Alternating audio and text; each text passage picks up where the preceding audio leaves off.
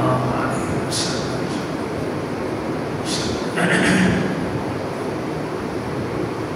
جزا الله عنا محمدا ما هو أهله جزا الله عنا محمدا ما هو أهله جزا الله عنا محمدا ما هو أهله صلى الله عليه وسلم بسم الله الرحمن الرحيم إن الدين عند الله الإسلام সূরা আলে ইমরান 19 নম্বর আয়াত।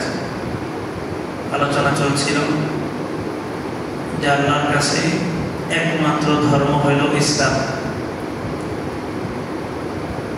ইসলাম শব্দটা ব্যাপক। এখানে একটা ছোট্ট আপত্তি থাকে যে আল্লাহর কাছে একমাত্র ধর্ম ইসলাম। বিভিন্ন যুগে ইহুদি ধর্ম, খ্রিস্টান ধর্ম, নূহ আলাইহিস সালামের ধর্ম, আদম আলাইহিস সালামের ধর্ম, তাহলে কি সেগুলো ভুল ছিল?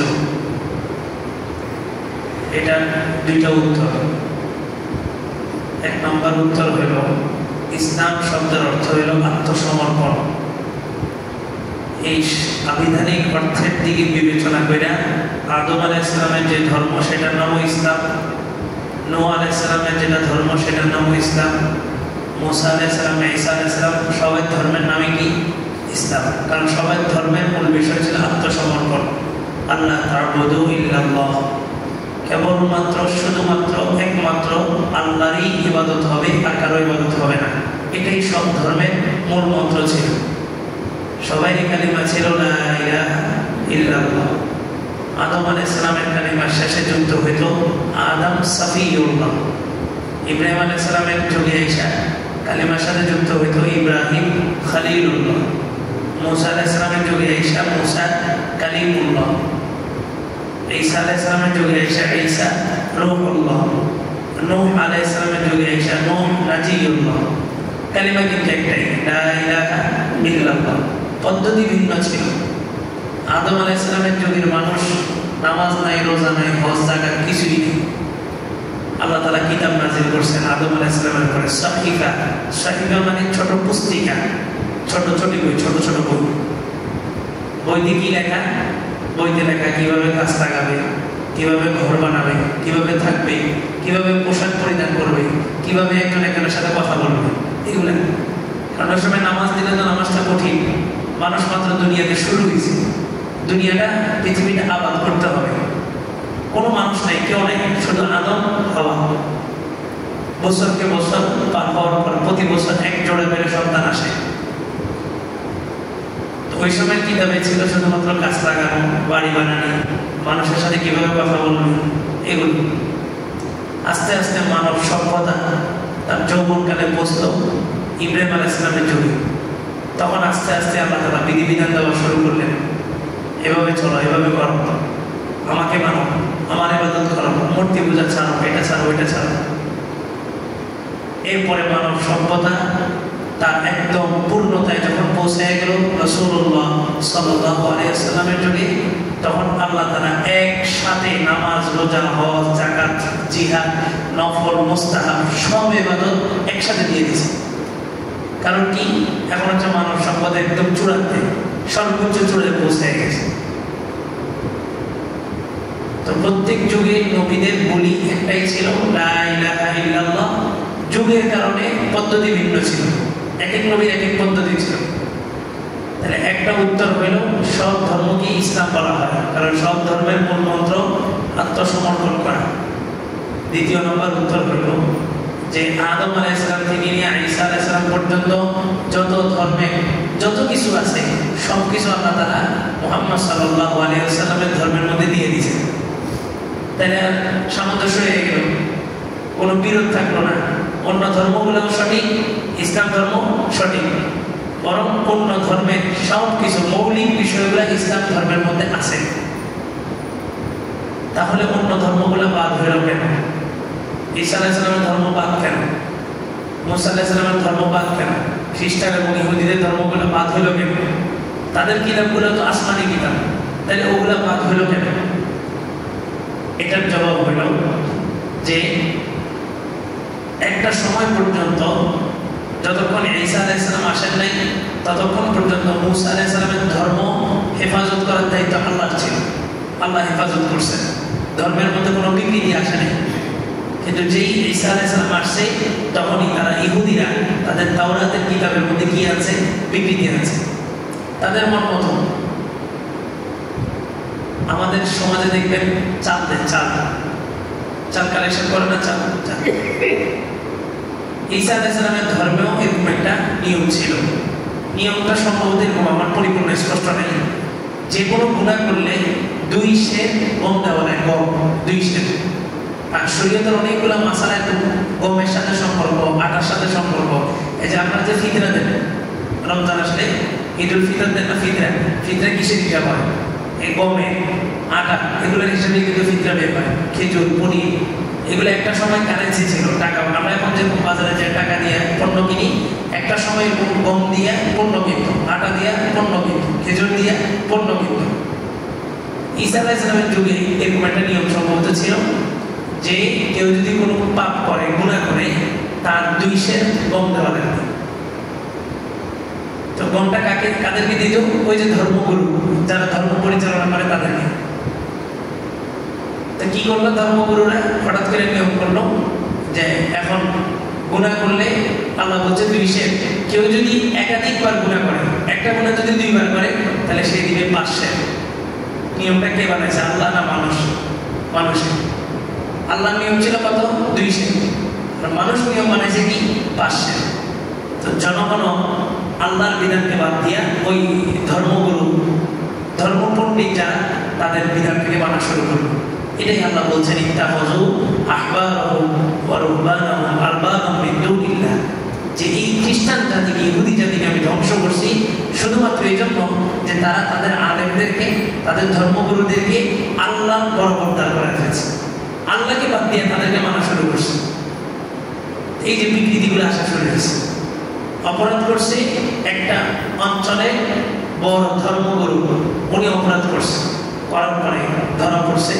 তো উনি বলেন যে তাওরাতের কিতাবের মধ্যে আছে যে আলেম এই কাজ, ধর্মগুরু সেই কাজটা করতে পারবে। এই যে নিজেদের হীন স্বার্থে তাওরাত পরিবর্তন শুরু হয়েছে, বিকৃতি করা শুরু করছে। ইনজিল বিকৃত হওয়া শুরু হয়েছে। বিকৃত হইতে হইতে হইতে হইতে এমন একটা সময় আসছে যে তাওরাত এবং ইনজিলের আসল এক লাইনের অস্তিত্ব নাই, সব মানুষের বানানো হয়ে গেছে। অথচ রাসূলুল্লাহ সাল্লাল্লাহু আলাইহি ওয়াসাল্লামের যুগে তাওরাত কিতাব আনা হয়েছে। আনার পর এক ইহুদি আল্লাহ রাসূলের সামনে পড়তেছে। আল্লাহ রাসূল কিন্তু আক্ষরিক নলেজ ছিল না, আক্ষরিক নলেজটা ছিল না, যে রিডিং করতে পারতেন না। এটার একটা কারণও আছে, কারণ রাসূল এই কোরআন বর্ণনা করছেন, রাসূলের মুখ দিয়ে কোরআন বের হয়েছে। তো মক্কার মানুষ এই কোরআনকে বিশ্বাস করছে কেন?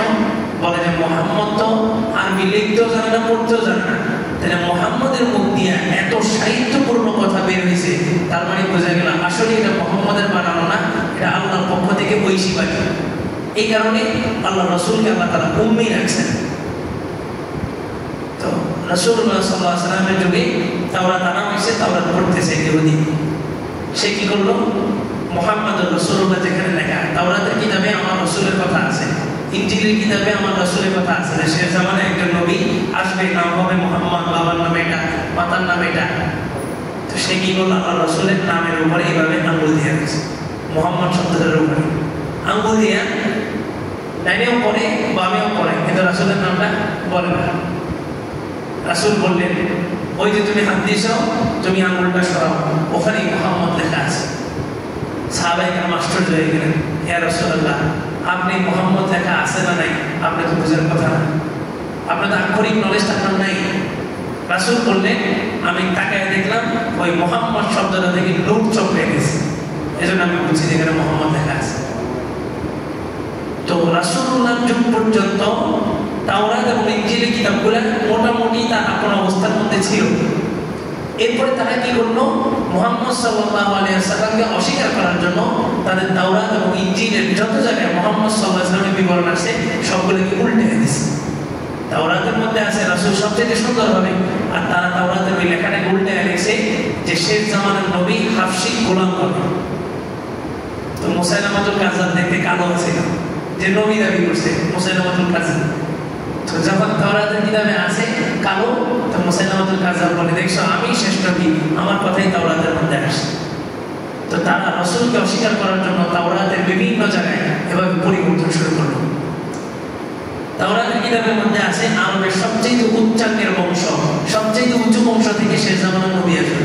তারা লেখাটাকে পাল্টায় বললো আরবের সবচেয়ে নিম্ন শ্রেণীর বংশ থেকে মুহাম্মদ আসবে। এই যে পরিবর্তন করতে করতে করতে করতে করতে একদম পুরা তাওরাত ইনজিল সবকিছু শেষ করে ফেলেছে। আল্লাহ শেষ করছে না মানুষ শেষ করছে? মানুষে শেষ করছে। এই কারণেই আল্লাহ বলছেন ওই ধর্ম নামে ওই বিধর্মী যেগুলো আছে সব বাদ, একমাত্র ধর্ম কোনটা? ইসলাম। এবার প্রশ্ন আবার জাগে যে তাওরাত আর ইনজিল মানুষ বিকৃতি করছে, তাহলে ইসলামও তো মানুষ কি করতে পারে? বিকৃতি করতে। প্রশ্নটা জাগে না? এই প্রশ্নের জবাব আল্লাহ বলেন ইন্না নাহনু নাযালনা যিকরা ওয়া ইন্না লাহু লাহাফিজুন। এই কোরআন, এই ইসলাম যে সংবিধান অনুযায়ী চলবে, ওই কোরআন আমি নাযিল করছি, আর এই কোরআনের হেফাজতের দায়িত্ব কার? কেউ পারবে না। এক ইহুদি মহিলা সে যখন জানতে পারছে যে তার ধর্মের নামে আসলে যেটা প্রচার করা হয় এটা ধর্ম নেই, প্রোটেস্ট্যান্ট একটা ধর্ম আছে, প্রোটেস্ট্যান্ট ওল্ড ভার্সন, বিভিন্ন ভার্সন আছে। ইহুদি চিন্তা করলো যে আমি মুসলমানদের কোরআনের মধ্যে বিকৃতি আনবো। কত লক্ষ লক্ষ কোটি কোটি শব্দ, কোটি কোটি আপনার হরকত একটা জবরদস্ত পাল্টায় দিলে কে বুঝবে? তো সে পরীক্ষামূলকভাবে তাওরাতের মধ্যেও বিকৃতি আনছে, ইনজিলের মধ্যেও বিকৃতি আনছে, কোরআনের মধ্যেও বিকৃতি আনছে। আনার পরে তাওরাত কিতাবটা পড়তে দিয়েছে ধর্মগুরুকে, চাপছে। তো সে পড়ছে কিন্তু ভুল ধরতে পারেনি। ইনজিল তার ধর্মগুরুকে পড়তে দিয়েছে, ভুল ধরতে পারেনি। সবচেয়ে মজার বিষয় কি, আজকের বাজারে, এই বাজারে যায় দেখবেন যে ইনজিল কিতাব পাওয়া যায়। ঢাকায় ফ্রি বিতরণ করতেছে খ্রিস্টানরা ইনজিল কিতাব, বাইবেল, এগুলো ফ্রি মানুষকে বিতরণ করতেছে। চট্টগ্রাম পার্বত্য অঞ্চলগুলো সম্পর্কে আসলে আমরা আলোচনা করি না, জানিও না। এই চট্টগ্রাম পার্বত্য অঞ্চল এটা সর্বোচ্চ 15 থেকে 20 বছর, এরপরে এটা স্বতন্ত্র একটা রাষ্ট্র পেয়ে যাবে। এটা কন্ট্রোলের বাইরে চলে গেছে চট্টগ্রাম ও পার্বত্য অঞ্চল। সম্পূর্ণ খ্রিস্টান মিশনারি দিয়া তারা এটাকে একদম তাদের নিয়ন্ত্রণে নিয়ে নিয়েছে। এটা ভারতের অঙ্গরাজ্য হবে, নাহলে মায়ানমারের সাথে অ্যাড হয়ে যাবে, এটা বাংলাদেশ থেকে আলাদা হয়ে যাবে। এই 15-20 বছরের ভিতরে এটা বাংলাদেশের নিয়ন্ত্রণের বাহিরে চলে গেছে। যত শক্তিশালী প্রশাসন আসুক, চট্টগ্রাম পার্বত্য অঞ্চল বা বন্দর কিছুই করতে পারবে না। এটা স্বতন্ত্র একটা তাদের নিয়ন্ত্রণে চলে গেছে। তো ওইখানে ফ্রি বাইবেল, ইনজিল এই বইগুলো বিতরণ করে। আপনার মজার বিষয় হলো আজকে আপনি ফেনীর বাজার থেকে একটা বাইবেল কিনবেন, চট্টগ্রাম বাজার থেকে একটা বাইবেল কিনবেন, ঢাকার বাজার থেকে একটা বাইবেল কিনবেন। একই দেশে 3 জায়গা থেকে 3টা বাইবেল নেবেন, 3টা বাইবেলের লেখা কিনা এক না। তো তারা কেউ ধরতে পারেনি। আর এই মহিলা সূরা ফাতিহার মধ্যে বিকৃতি করছে, মালিকি ইয়াউমিদ্দিন, সে লিখছে মালিকা ইয়াউমিদ্দিন। নিয়া কোন আলেমের কাছে দেখে ওই যে মুক্তব করে না, এখন তো মুক্তব নাই, মুক্তব বন্ধ হয়ে গেছে। মুক্তবের এক শিক্ষকের কাছে দিয়েছে যে তুমি কোন শিক্ষাতে কোনো ভুল আছে কিনা দেখো। প্রথম পৃষ্ঠায় সূরা ফাতিহা শেষ করে বলে যে মালিকি ইয়াউমিদ্দিন, এখানে ভুল আছে। সাথে সাথে ওই ইহুদি মহিলা মুসলমান হয়ে গেছে। এই কোরআন কেউ বিকৃতি করতে পারবে না। আল্লাহ সূরা কাহফের মধ্যে বলছেন মুসা আলাইহিস সালাম এবং খিজির আলাইহিস সালাম একটা শহরে গেছেন, ওই শহরের মানুষ ফাআও আইয়ুদাইফুহুমা, মুসা আলাইহিস সালাম তাই বললেন আমরা ক্ষুধার্ত, আমাদেরকে একটু মেহমানদারি করো। তো ওই অঞ্চলের মানুষ মেহমানদারি করতে অস্বীকার করছে। আল্লাহ তাআলা ওই অঞ্চলের মানুষের কথা কোরআন শরীফে বলে দিয়েছে। এখনো পর্যন্ত ওই অঞ্চলের মানুষ বলে কিপটা, বহিল নামে পরিচিত পুরো বিশ্বের মধ্যে। ওই অঞ্চলের মানুষ কাউকে কিছু খাওয়ায় না। তো হযরত ওমরের যুগে ওই অঞ্চলের মানুষ একটা টিম হযরত ওমরের কাছে আসছে, আয়েশা বলে যে আমাদের একটা রিকোয়েস্ট। কয় কি? আল্লাহ তাআলা তো কোরআন শরীফে বলছে ফাআবাউ আইয়ুদাইফুহুমা, ফাআবাউ মানে আইয়ুদাইফুহুমা, তারা মেহমানদারি করতে অস্বীকৃতি জানালো। আর ফাআতাউ আইয়ুদাইফুহুমা বার জায়গায় যদি তা বানায় দেয় তাহলে অর্থ হলো তারা খুব ভালো মেহমানদারি করছে। মানে আরবির একটা মুজেজা, একটা অক্ষর শুধু বেশ কম হবে অর্থ পরিবর্তন হবে। তো হযরত ওমরের কাছে আসছে, আয়েশা বলে যে আমাদের রিকোয়েস্ট হলো আল্লাহ তো ফাআবাউ কইছে, আপনি বাটারে কি বানায় দিবেন? তা বানায় দিবেন। আবু বকরের কাছে করলে হয়তো বেঁচে যেত, ওসমানের কাছে করলে একটা চলতো, কইছে ওমরের কাছে। ওমর কয় তরবারি খুলবো না যাবে না। আল্লাহর কালামের মধ্যে হাত দিবি এই সাহস কার আছে? আল্লাহ। তো এই ইসলাম ধর্মই একমাত্র ধর্ম। আল্লাহ এটা কেন বলছেন? আল্লাহ বলেন যে পূর্বের সব ধর্মগুলোই ইসলাম। এক নম্বর জবাব। দুই নম্বর জবাব হলো পূর্বের সব ধর্মের বিষয়বস্তুগুলা কোথায় আছে? ইসলামের মধ্যে আছে, এজন্য একমাত্র ধর্ম এবং ইসলাম। তিন নম্বর জবাব হলো পূর্বের সমস্ত কিতাবগুলা মানুষ নিজের হীন স্বার্থের কারণে বিকৃত করে ফেলেছে। আর এটার অন্যতম কারণ ছিল অন্য অন্য ধর্মের গ্রন্থগুলো, বইগুলো তাদের ধর্মগুরু যারা পণ্ডিত তারাই পড়তে পারে, জনসাধারণ পড়তে পারে না।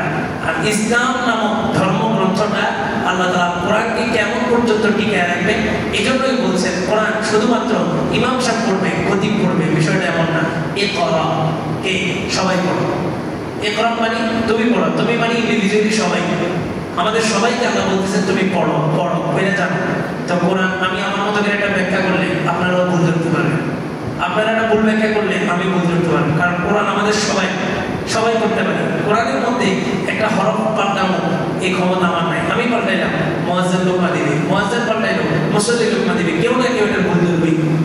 তো তিন নম্বর জবাব হলো পূর্বের সব ধর্মগ্রন্থগুলো মানুষ বিকৃত করে ফেলছে। চার নম্বর জবাব, ইসলামকে বিকৃত করতে পারবে না, কারণ ইসলামের ব্যাপারে অথেন্টিক গ্যারান্টি দিয়েছেন আল্লাহ নিজেই, আল্লাহ। ইসলাম কি? এক কথায় উত্তর, মা আতাকুম রাসূল ফাখুযু ওয়া মা নাহাকুম আনহু ফান্তাহু। রাসূল যা বলছে, যা নিয়ে আসছে তা মানো, রাসূল যা নিষেধ করছে তা থেকে বিরত থাকো, এটা নামই হচ্ছে ইসলাম। আল্লাহর হুকুমকে রাসূলের তরিকা মতো পালন করা, এটা নামই হচ্ছে ইসলাম। নামাজ পড়তে কে বলছে? আল্লাহ। কার পদ্ধতিতে পড়বো? রাসূলের পদ্ধতিতে। রোজা রাখতে কে বলছেন? আল্লাহ। কার পদ্ধতিতে রাখবো? রাসূলের পদ্ধতিতে। হজ করতে কে বলছেন? আল্লাহ। কার পদ্ধতিতে করবো? রাসূলের। এই প্রত্যেকটা বিধান আল্লাহ বলছেন রাসূলের পদ্ধতিতে পালন করবো। এই দুইটা জিনিসের নামই কি? ইসলাম। আর এই দুইটা জিনিসই লা ইলাহা ইল্লাল্লাহ মুহাম্মাদুর রাসূলুল্লাহ। লা ইলাহা ইল্লাল্লাহ মানে আল্লাহর আদেশ, মুহাম্মাদুর রাসূলুল্লাহ মানে রাসূলের পদ্ধতি। আল্লাহ তাআলা আমাদেরকে মরণ পর্যন্ত ইসলামের উপর অবিচল থাকার তৌফিক দান করুন।